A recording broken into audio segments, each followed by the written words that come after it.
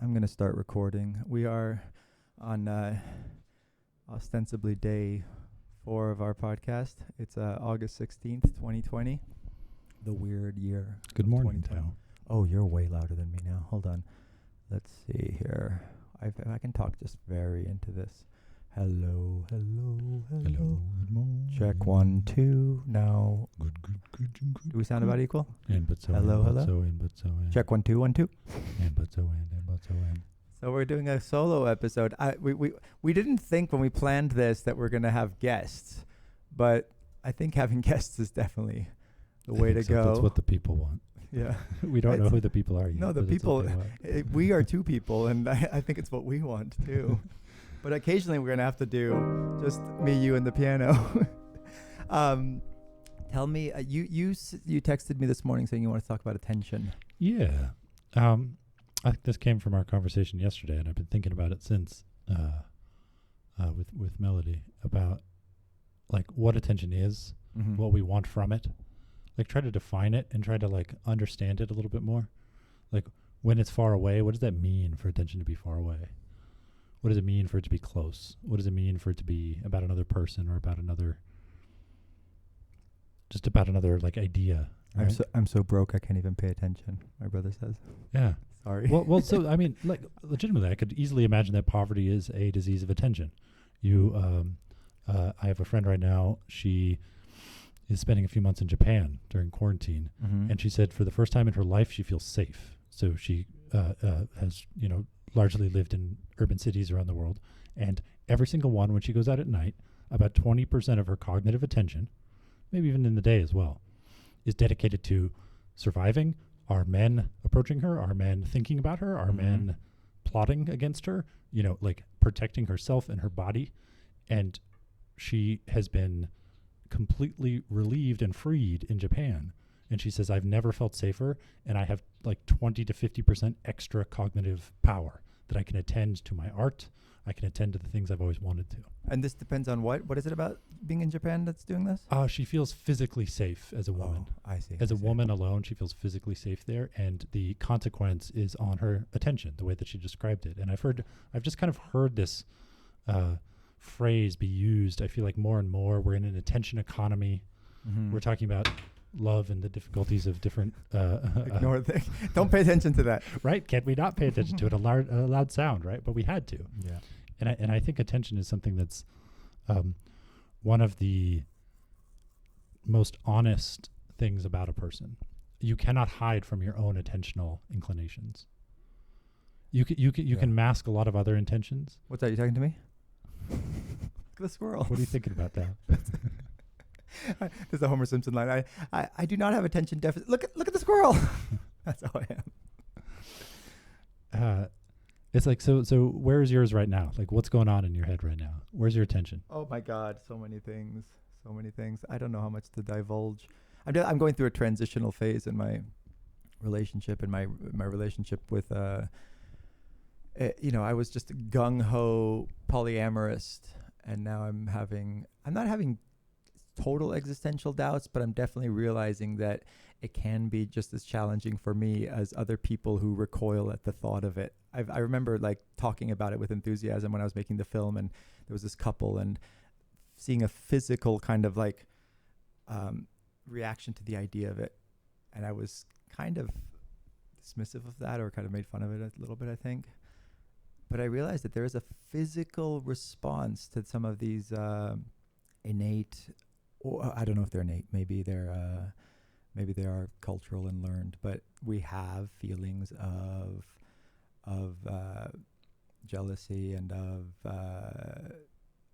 that manifest no matter how much your head wants to think other things, that manifest physically, and of insecurity and of fear of abandonment and all of these things. So and it does make attention difficult for sure. Like when you have a little bit of like anxiety about what's happening in your life, and it's a friend of mine wrote, my best friend, when we were in college, we used to write letters before email, and I remember him writing me this 10-page long letter, and towards the end he said, "Oh, Tao, it's so hard to get what you want when you don't know what you want." And I'm a little bit like that right now, feeling just a little bit like confused in my life, and maybe I'll reveal more as time goes on, but I think that's as much as I want to say at this moment. Do you find yourself attending more to things that ostensibly you want, or things that you don't want and are trying to kind of avoid? No, I find my attention going to like obsessing over things instead of, like focusing on what I want to be doing. This podcast helps a lot because I do find myself thinking about it and focusing on it. And Except I love when? the way there was a kind of movement in documentary filmmaking called cinema verite, right? And there was this kind of idea that if only the camera could be a fly on the wall and catch life as it would happen without the camera. And that was popular in the 60s, and there was a famous film about Bob Dylan that used that technique, and a lot of other, great films. But I think there was a realization after a while that it's an ideal that just is impossible. Like, and you're ignoring such an essential feature of what's happening, which is that there's a camera recording. And in the 70s, documentary filmmakers started saying, why don't we embrace the fact that the camera's there and allow a certain truth to emerge that maybe wouldn't if the camera wasn't there, and like acknowledge the camera as a tool. And for me, these podcasts are not only ours, but listening to other people's podcasts, and other people have kind of made reference to this. Wow, things are just falling left and right.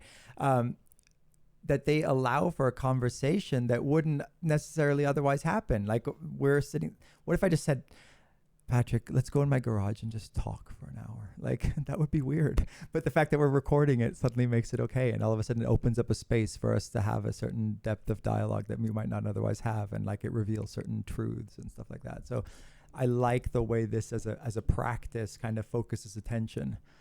And anyway, I have other thoughts on focus and attention as well, but I want you to continue. I watched this film, The Handmaiden, last night, and I was noticing that the camera was standing in for two of the characters, like one at a time. The way that it kind of moved around this woman's body, it felt as if it was almost exactly mirroring visual attention as you would if you were there. It was two women undressing each other, and the camera was clearly a stand-in for the attention of one or the other, and it flipped back and forth. And so, like, there must be times when camera is attention, and then there must be times when you want to avoid that as a filmmaker. So do you think about the lens as a proxy for your attention, or a proxy for the viewer's attention, or a proxy for the character? Yeah, I mean, I think as an artist, as a photographer and a filmmaker, you're trying to point someone's, attention to a specific thing. And we do that with many ways. We do it with lighting. We do it with focus. Focus comes, we've been struggling with the focus on your camera. Yeah, like that. Of course, Robin Williams character from the what's the movie? Was it like Deconstructing Harry or something? One of Woody Allen's films where he's out of focus. So focus comes, I think, focus, foco, fire, right? And so the fire used to focus people's attention, right, and gather people around it. And even the hand gestures you just made were kind of like closing and opening an aperture. Yeah. And in Italian you say a fuoco, to mean in focus, means on fire. So like, I think that the idea of fire illuminating, fire gathering people, in being in the world, they talk about focal practices. So they're skillful or traditional practices that bring people together and focus the attention, focus people's identities. So let's say making music, right? If we contrast today, it doesn't matter if you have your iPod or your iPhone, it doesn't matter who you are, because anyone can have one of these devices. Anybody can listen to any song at any time. And it doesn't matter who you are, it doesn't matter what you're listening to. Any song is almost the same as any other. But if you contrast that to another time when you had to learn a specific instrument, so it was you were the person who played that instrument, and maybe your neighbor was the one who played the other instrument. So that differentiated the two people. And then you would get together in a particular time. So that time acquired significance compared to the other times when you weren't playing that music. And then you would look for a space that had certain acoustics and was, conducive to like playing well together. And suddenly the people, the time, and the place acquire significance just by virtue of being different from others, right? And so this is referred to as a focal practice in being in the world. And I think these are we've lost touch with vocal practices, and when we find them, like in doing this right now, I think we feel more human and more, and like life has more meaning, you know. People ask what's the meaning of life, but I think it's more interesting to ask, like, how do you live a meaningful life? And getting together and doing things like this, whether it's playing music or having a real conversation or making a film, or I don't know, what do you do in neuroscience that gives your life focus and meaning and attention? Well, so I use those words. I can't tell if it's more narrowly or more broadly. What I'm thinking about is, so you're practicing piano right now, right? Yes, constantly. Every day. Yeah. Do where your eyes move, like if you were able to track where your eyes have been like where they look in the process of playing piano from January 1st, 2020 till today, your skill is in some sense correlated. Your increase in skill, however the hell that happens, I still have no idea. Your increase in skill will come with a shift in kinds of attention. Yeah. So there's a difference between an amateur race car driver and a professional race car driver in terms of where they look on the track. Amateurs, will look a certain amount of seconds ahead, or they'll look immediately in front of them. Professional drivers can very quickly go back and forth between like 3 seconds ahead and 1 second ahead on the track. To be good at hitting a baseball, people have looked at where better batters look. It's supposed to be one of the hardest feats in all of sports, right? And it's when you get good at it, my understanding of like the pupillometry studies is that when you get good at it, you're looking at the shoulder of the pitcher. You're not looking at the ball. You're looking at the shoulder of the pitcher, and you're to get as much information as you can out of that small bit of focal point of your visual field. Yeah. And then you're looking based on the expectation of where the pitch might be. Yeah. You're looking at some sort of like superimposed square. Yeah. Halfway between you and the pitcher's mound. And if and only if you just focus on that one spot as a professional batter, and if and only if the ball comes through that at a certain angle, at a certain velocity, then you can infer that it's a sinker or a curveball. So I would love to like take a little detour. This seems like a good place to do this. I've spent the last 6 months learning 18 seconds of music. And I didn't grow up playing the piano. I've never had a piano lesson. I played guitar my whole life, so that has helped me, obviously, with an understanding of music and everything. But I decided to start taking lessons on YouTube, and I've always been a huge fan of Chopin, the romantic in me. Dreyfus would have probably been, he didn't like when I liked romantic things, like Keats' poetry or something. But I do have an affinity for romantic music and poetry and everything like this. And so I decided to try and learn the hardest piece that I could fathom. And there's a thing called Fantasy Impromptu by Chopin, which he is one of the most just riveting and wildly complex pieces of music. I said, if I can learn this, I could probably play almost anything else, right? And so what's crazy about it is that there's not, like in everything else I've tried to learn in Chopin, there's not one intuitive motion of the hands. There's not one intuitive way that your hand falls down. There's no repetition. It's it's every time that the left hand changes, even though it's supposed to be the subtle background, it's always different.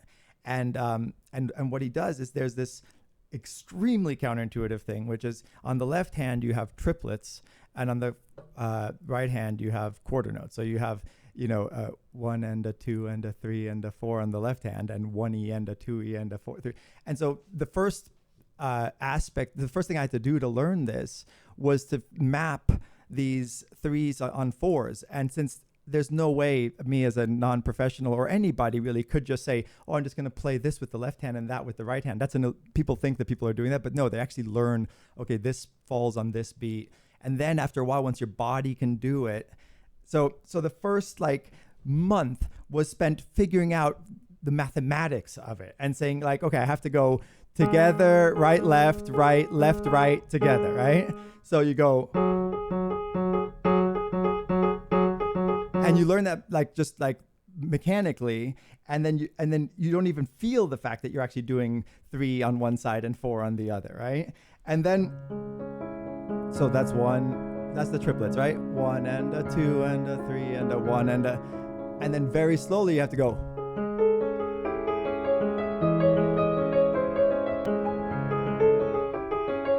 And so another several weeks were spent just trying, like, okay, I've got to go.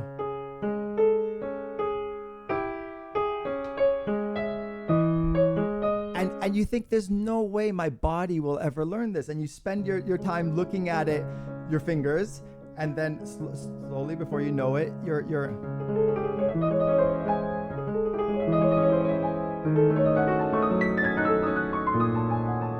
now I'm already messing up because and I'm having trouble now because the earphones are giving me a different sound than I'm used to, and it's playing back in that way. But what's amazing is as your body learns it, your mind forgets it. And you don't have to, you no longer have to look. You no longer have to know this is the structure and everything. And the relationship between your body knowing something and your mind knowing something is really interesting, because then I've been listening to a lot of tutorials and stuff, and there's pianists who say, don't let just muscle memory be your understanding of the piece, because then you don't really know it. So actually at night you should be thinking about what are the structures of the chords and be able to play it in your head. Whereas, Heidegger would say Dreyfus would say, no, get out of your head.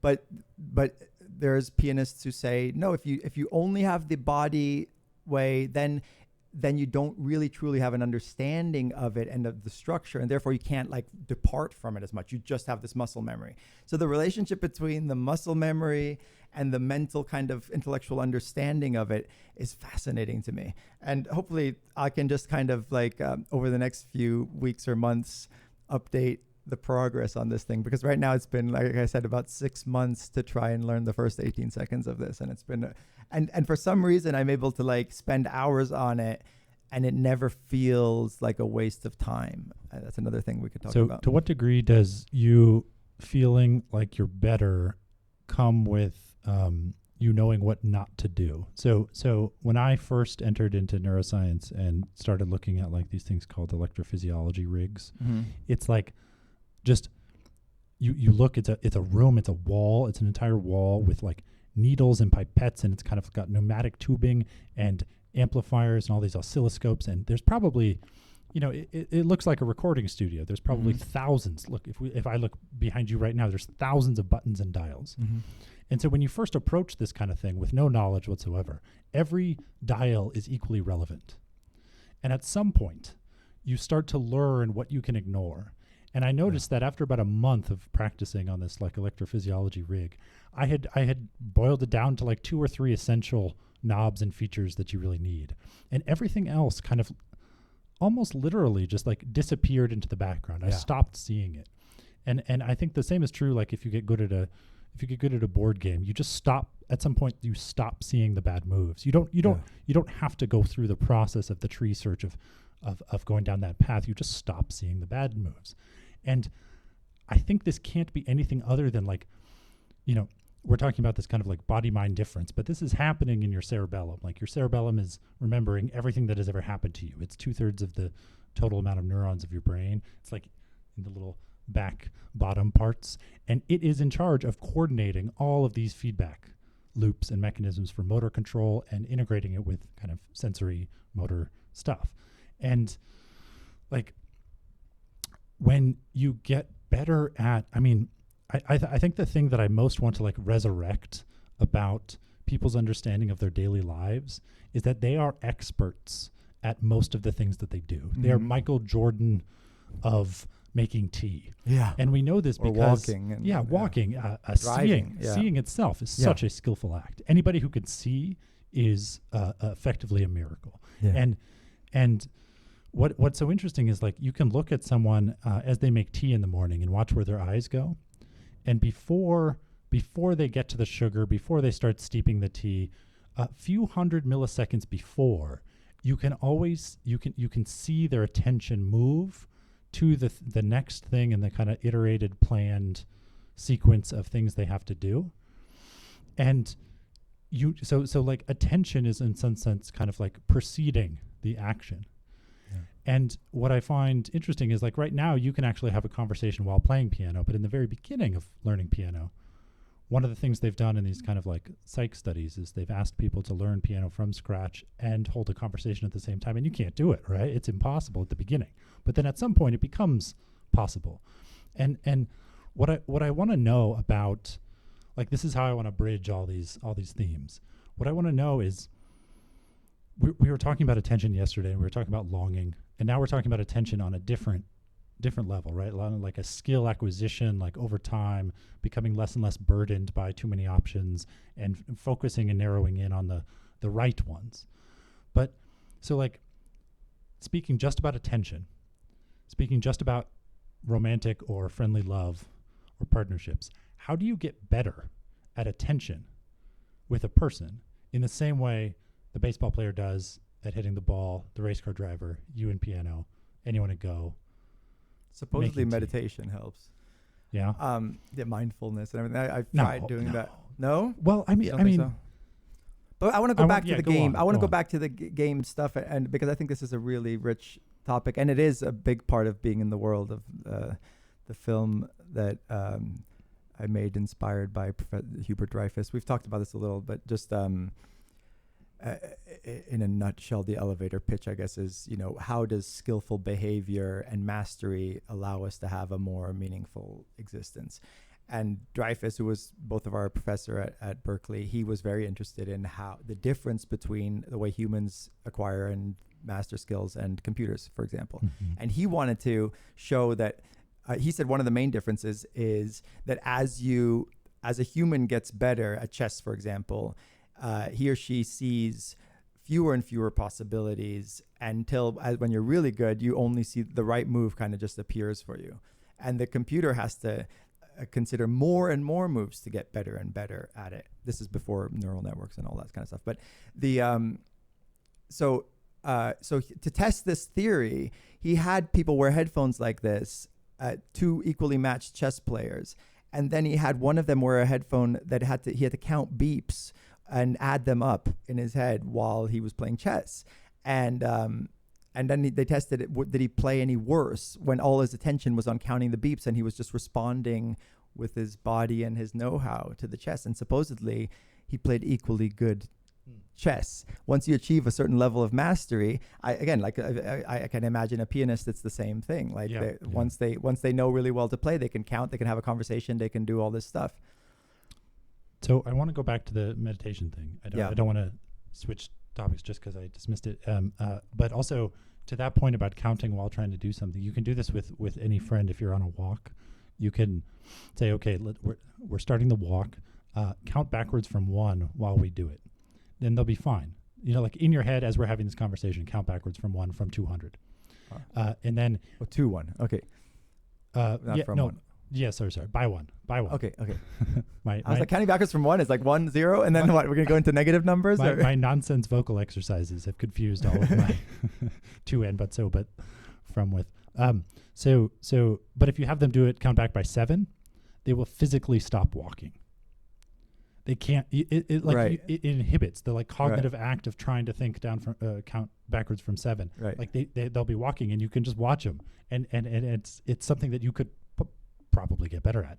But initially, it's just such an easy test you can do with any friend on any walk to realize this link between attention and just cognition, right? Because you would think that even something like walking, which is literally something done mostly by the spine, right? Yeah. Like it's so rote. There's just a motor plan in your spine that takes care of most of the difficult physics of the whole thing.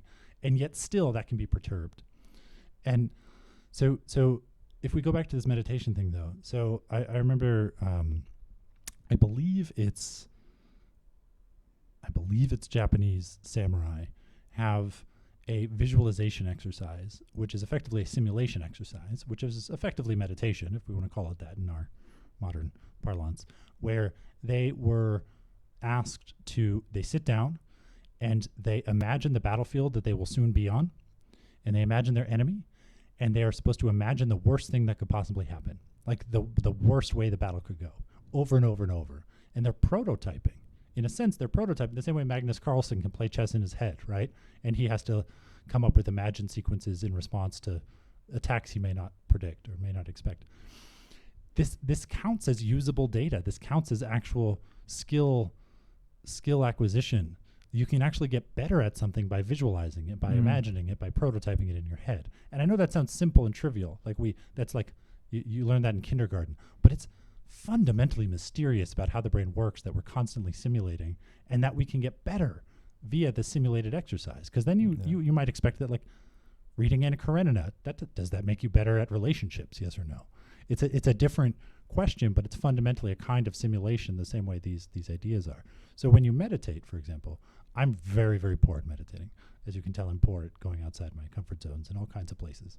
But you like it, right? You find it useful? It's very counterintuitive for me because I have a short attention span. So I do it in order to try and combat that and try and get better at not like just responding to like whatever the, distraction is there. But it was your answer. Help. It was your answer to how does one get better at attention in relationships amongst because I just people. was saying it was because it's better at it helps focus your attention, period. It's a practice in attention and focus, right? And do you think about the person or not about the person? I mean, the idea is just to be present. Just to be present. Yeah. With them. Not with them. With them, I'm imagining, but just in general. The idea is if you this is again, I've only started recently to meditate, but and so I can't really say yet if it really helps, but I can see how it could, that it would just make you better at paying attention to what's actually happening rather than what is in your head somewhere else. That's the practice, right? It's just come back to what's in your consciousness, field of consciousness at that moment. So that sounds analogous to learning what not to do. Because in a sense, the human brain is so good at just sitting here, and we can think beautiful thoughts. We can daydream fictional scenarios that could never possibly exist. We can think terrible things that are happening, right? Like your mind kind of palace can go so many different ways. And so what you're saying is maybe being more present with the person is a kind of analog to learning what not to think about, what not to attend to, in the same way that you remove the improper go moves. As you get better at playing Go or chess, you remove the improper ones.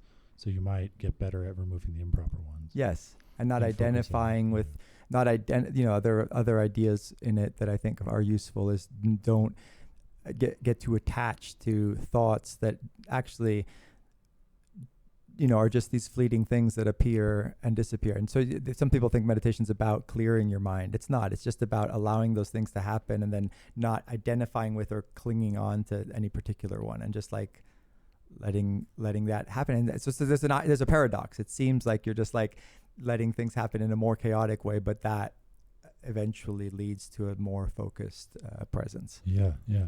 I also wanted to go back to the chess thing a little bit, because there's as you get better at chess, there's two things that happen. There is the kind of responsiveness to the board, but the other thing that Dreyfus and Heidegger talk about, which I think is equally interesting and rich, is that an amateur looks at a chessboard and maybe just sees some squares and some pieces, right? And so the pieces might all look the same, indistinguishable. Like maybe they can see that the shapes are a bit different, but they don't have any meaningful differences. And then they learn and they have basic understanding, and now they can say, oh, that's a pawn and that's a queen, right? And so suddenly that the world is appearing richer, right? And that's not just a subjective experience. That really is a pawn and that really is a queen. But then you take it a step further, and then as you get really good, you can say the queen is impotent in that position, or that's a very powerful pawn. That sounds like a subjective thing, but it's not. It's the truth. But that truth is only revealed by having this deeper, skillful understanding of the game. So the idea is that as you get better at something, the reason that you're into it and you don't feel like you're wasting your time, even though you're doing the same thing 5,000 fucking times, is that suddenly the world is appearing richer, that I'm becoming more attuned to the nuanced differences between volume and evenness of tone and all of these things, that I never even heard in the piece. When I first heard the piece, I was like, oh, that's pretty. I didn't know that there was this triple and this quadruple thing happening at the same time. So suddenly, once you have that deeper knowledge of it, the piece appears to you, and not just to you, but to anyone any skillful listener or player, appears more rich with meaningful differences, I guess is the best way to put it. So you might even have a clip of the recording earlier when I was doing these vocal exercises, which I try to do as nonsense strings, as in I try to go as long as I can. And so, for as an example, like and but so with from her under outside of the, and it always breaks down at some point. I try to do it as long as I can, but why do you try to do it? So the reason I try to do it is because I'm trying to resurrect. So language is a skill, like all others. Mm-hmm. Language is a motor skill. You're activating muscles in your throat. Mm-hmm. It is similar musically, where you are. We are a vocal learning species. We are taking acoustic inputs and we are coordinating them at a millisecond level with our output. The output in this case is the throat instead of like the fingers. And what I find so interesting about that exercise is I'm trying to go back to amateur level. I'm trying to, so as you become better at language, you learn what not to do. And what learning what not to do is sentences have statistics to them. So sentences flow, meaning flows, semantics. As a sentence unfolds, it's supposed to move towards a semantic endpoint. Mm-hmm. And what I like about a nonsense vocal exercise is I want to break my brain out of heading towards that, and I want to resurrect the parts of the next. I want to resurrect the words that I'm not supposed to say next. Mm-hmm. And I don't know, like is getting better at piano in some sense trying to mimic or simulate being an amateur at some points? Like, do you go back? Do you revert? Do you try to break out of, because I presume, so I also do this because I'm trying to get better. I want to be more articulate. I want to be better at just speaking, at lecturing, at talking, live, quick thoughts. These things feel like they come by fiat. I don't know why I'm saying what I'm saying. Right. And when I lecture, sometimes I'll be just in front of a class and I'll be slightly silent for maybe like 500 milliseconds. Maybe it's a second.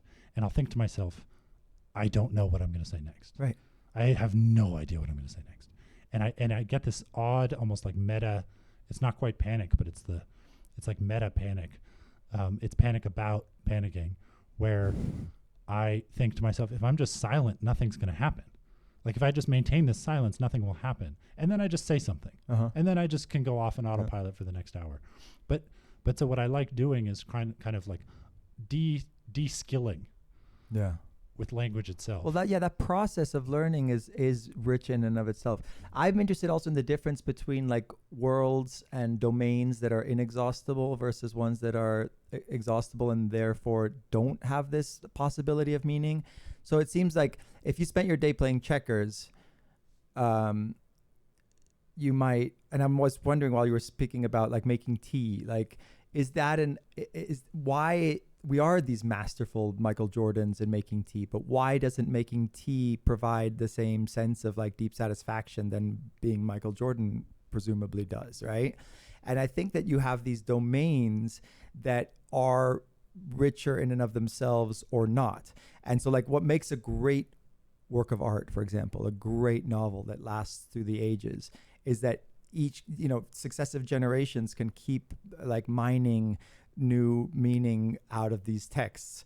And, whereas a manual for the webcam might not have that same possibility, right? So I think, checkers doesn't have it. Chess, I think of it as being right on the border.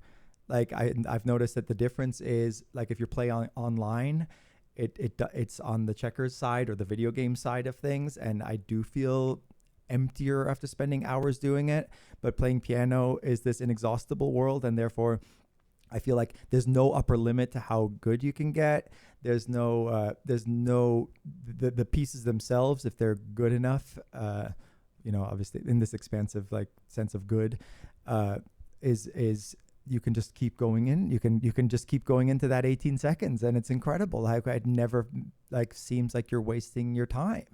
So that I think we do have to distinguish between different domains of action And maybe the meditator would say, actually, once you get really good at paying, focusing your attention, making tea is, as it sounds like a cliche of a Zen monk or something, that there's an infinite meaning in making your tea if you're really present in it and really skilled at it. I don't know.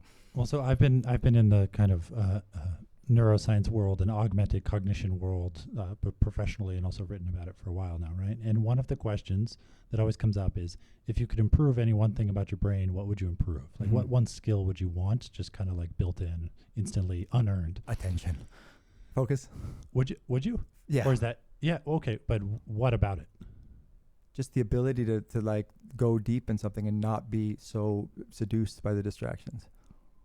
Interesting. So it's one of those like monkey's paw things where I wonder if you actually did get that wish, you would find yourself unable to become better at something.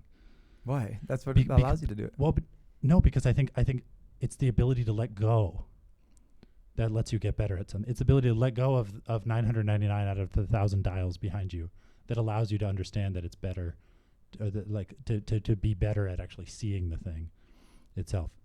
I don't see that as a letting go. I see that as a skillful, focused attention that comes with the territory of getting better at something. So the other things fall away, and the thing that I think David Lynch has quotes like, where the attention is becomes lively. So I think, and he's quoting some Eastern mystic, but I think that's true. Like, it comes to life, the thing, and then the other things die away, right? And that's beautiful, because there's a difference between what you're looking at and doing and what you're not, Whereas like the opposite of that, and the reason for like the contemporary malaise that I think a lot of us feel with like this constant draw of technology, is that anything is the same as anything else. There's no there's as someone said, it's optionalization. My friend Mark Rathel calls it, and it means countless options with no basis on which to choose. Yeah. So I love that you're well outside the average bell curve in the answer to that, because like a lot of people say, well, I want to be better at memorizing things, or better languages, better at all kinds of things. I realized that what I would wish for is, I want to be able to look at all things with the attention of a skillful person. So I want to be able to walk into like a sushi restaurant and appreciate the craft of making the sushi, appreciate the craft of the woodwork, without actually knowing how to do it. No. Well. So what's interesting is, I'm not sure that's possible. Of course, no, I don't think it is. I think you might require. Well, so you could imagine that they're dissociable, that the attention of an expert could maybe transfer without the skill of the expert. Mm-hmm. But you could also imagine that the skill is what's driving the attentional ability. Mm-hmm. So it's only by virtue of becoming very, very good at playing with wood for decades that you understand high Japanese craftsmanship. Absolutely. And can appreciate the joinery and things like that. But I kind of just love imagining this idea that it feels like if I could go around the world and I could look at things with an expert's eye, that I would just get for free. I would get like free enjoyment out of more things. Because one of my I don't learn new skills to be better at those things or to show them off. I learn new skills to appreciate the expert level version of that. Yeah. My experience with writing fiction, because mine in and of itself has amounted to nothing, is just a renewed appreciation for going back and reading fiction. Because now I appreciate what it's like to start from scratch and have to narrow down from the infinity of all possible worlds, which is like looking at a terrifying chessboard with 26 possible moves per character. Mm-hmm. I guess add punctuation, 40 possible moves per character, hundreds of thousands of times, right? Like a novel is a game. It's a state game. One character at a time, one word at a time. Each of those words is a move. And so the process of practicing fiction, the process of practicing writing, by far the biggest benefit has been my ability to increase my appreciation when I now encounter fiction or now encounter some sort of nonfiction essay. And I just wish I had that for everything. Like I wish I could watch a movie from a director's point of view.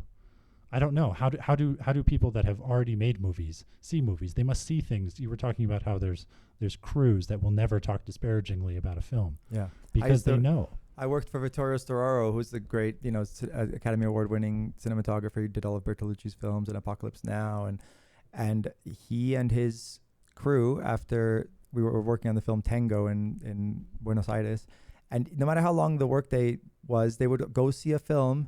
And in Argentina, it was perfect because they'd have like the 8 p.m. show, the 10 p.m. show, and then they'd have the midnight show and the 2 a.m. show, and then on the weekends they also had the 4 a.m. show.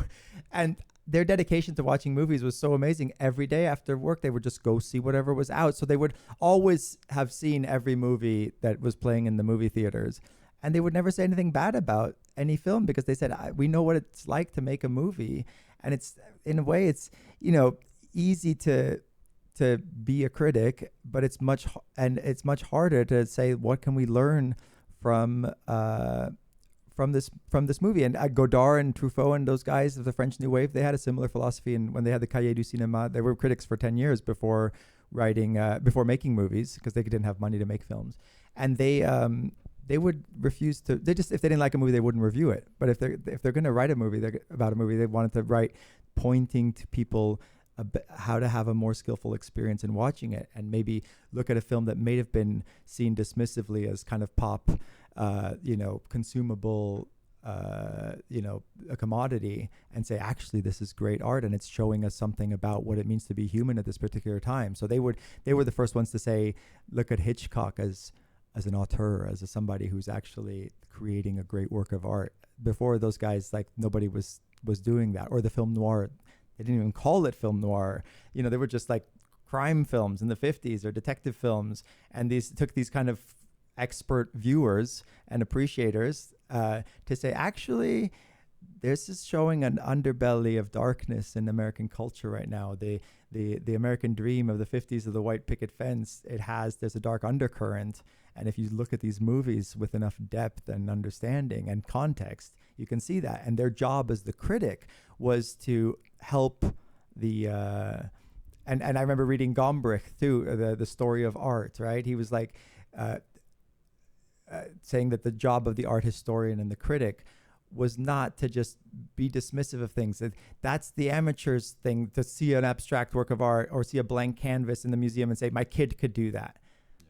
It's just splatter. That's because you haven't learned the skills to look at this painting, and the skills to understand the significance of this painting involve the context of the time and what is it saying about the history of art, and how is it a dialogue with everything that came before it. So hopefully the critic's job isn't to be snarky and dismissive. I remember Antonioni was on a talk show. We talked about like my dream of having the talk shows, of having just a disparate group of interesting people dialoguing. And there was a very famous film critic, and there was Antonioni, and it happened that the critic had written trashed his last film. And Antonioni said, it's ironic because I really loved your last movie. And he said, what do you mean? I've never made a movie. And he said, exactly. It's just perfect response too. And I mean, this is very similar to that flamenco tagline, right? That it's just as important, or the jazz. Yeah, and jazz and flamenco is just as important to listen, to know how to listen, as it is to learn how to play. Right. There's no doubt. So that's exactly what I want. I want that for all things. I want to know how to listen for all things. Right? Yeah. That's my genie wish. And I think the beauty is that you can't just have that. I think the beauty is that you have to go through this process, and the world gets richer and richer through the process of acquiring that skill. And the fact that it takes that work, it sounds a bit puritanical, but I think that the fact that it takes that journey makes it all the more rewarding. I mean, it sounds a little cliche, but I think it's true. Like, I think Mark Twain said the definition of a classic is something that everyone wants to have read, but no one wants to read. So it would be nice, I guess, to just have the knowledge of all those books. And I always think about the fact that when there's an AI, an AGI, an artificial general intelligence, it will just have all the books in it, but it won't have, Google could have probably they've already scanned all the books. And so if there's some way of developing some software that will understand those books, it will never go through the process of reading them, right? It will just have them already in its brain, and maybe it will then seek other things. But reading those books is not going to be one of them. So let's blend two topics: attention and hierarchy, and Instagram. Okay. So yesterday you posted like brief little snippets of yesterday's conversation on Instagram, right? Uh-huh. And then you showed it to me because I don't have this thing, and Lucky you were like, look, and so then you took my attention, right? Uh-huh. So we had done a thing in here, and then you were able to post it Mm-hmm. to people that like, know, and love you, right? And or just have heard various things about you, and are willing to give a split second of their attention to what I have to say. Well, so but the thing I found so fascinating was that you then got a live report of who was watching it when. Mm-hmm. You then and to me this was new, Yeah.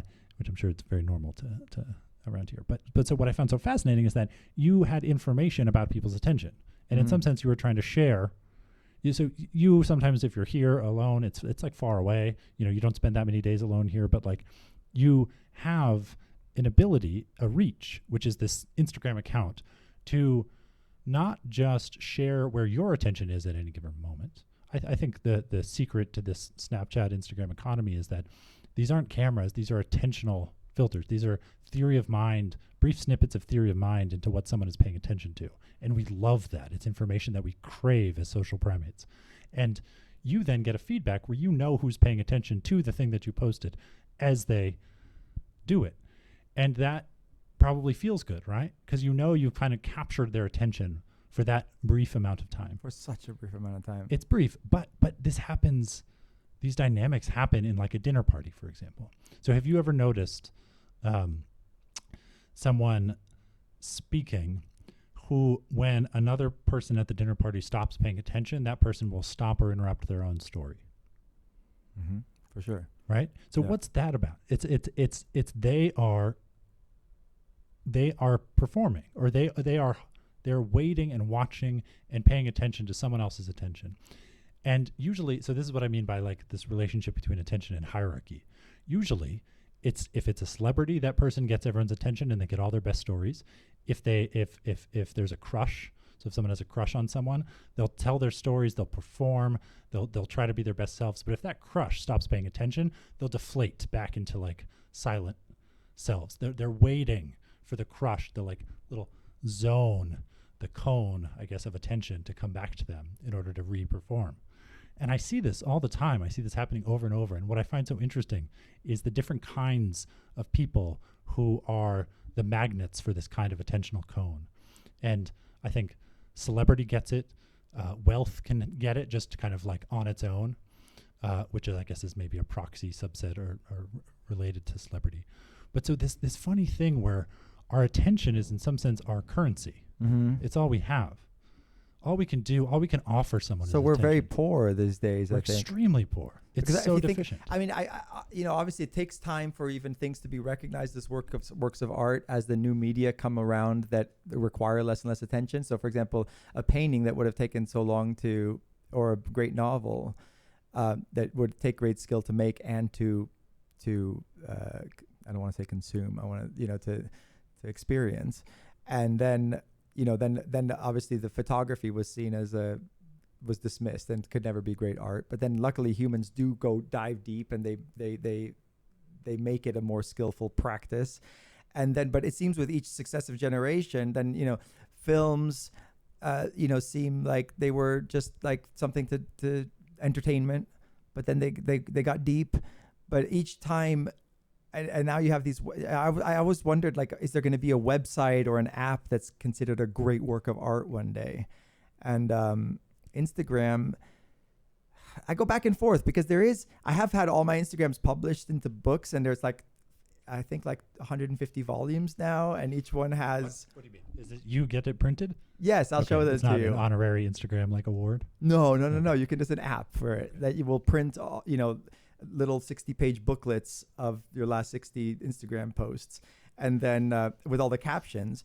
And I was thinking, wow, this is cool because it's not just the individual post that might be great, but as an overall body of work and a kind of diary of sorts, it is great. But then they take away even that because now you have the stories, and the stories are meant to disappear. And so even I have this nostalgia for the times when you would post more on the feed because that felt more permanent, and like, so each successive step is like an emptying out of meaning, of attention, of like of need for skillful engagement. And even when people are watching stories, I've watched people watch the stories. The story allows you to post 15 seconds of video. 99% of people won't watch the whole 15 seconds because you can just click and go to the next thing, right?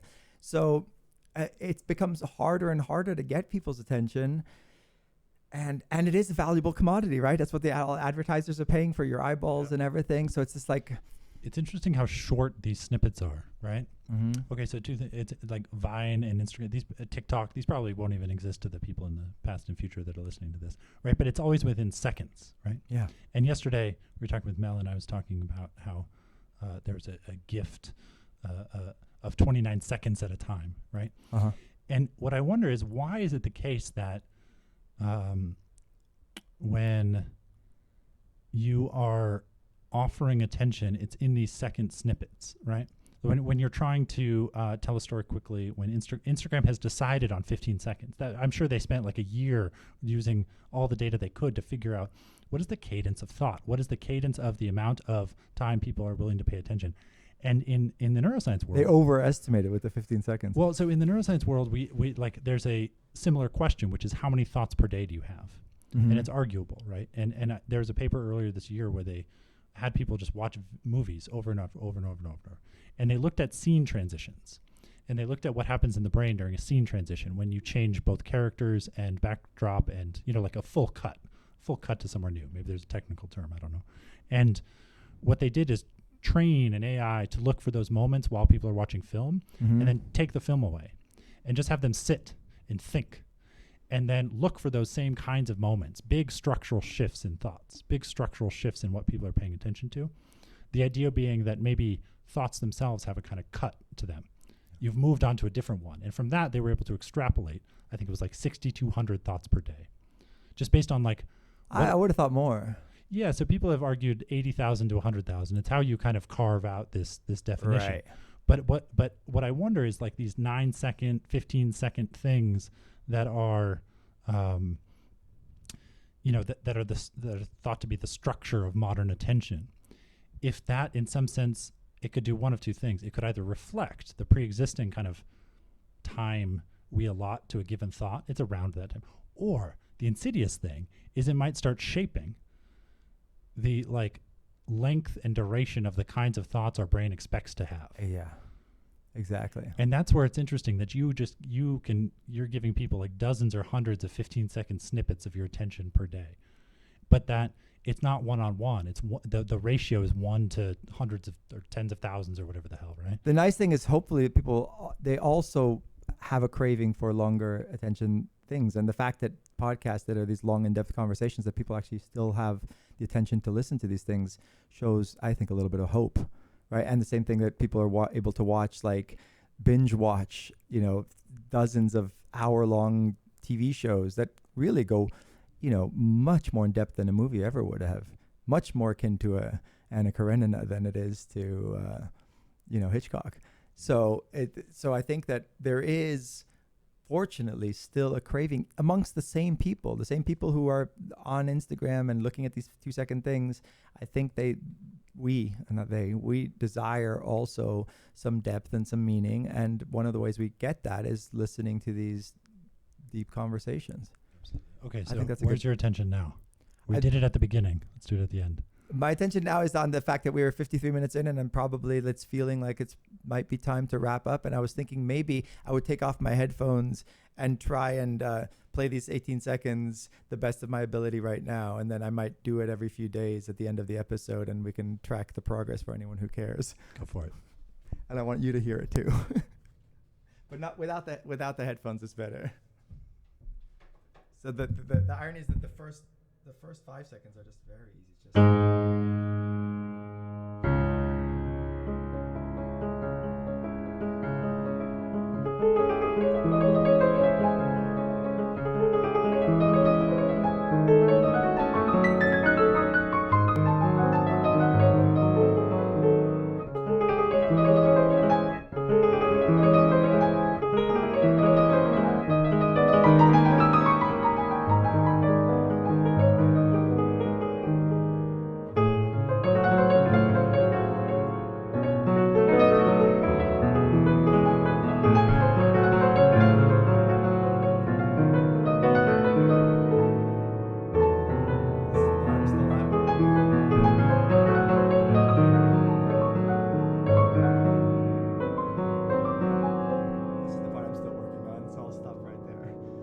see Impromptu 6 months in.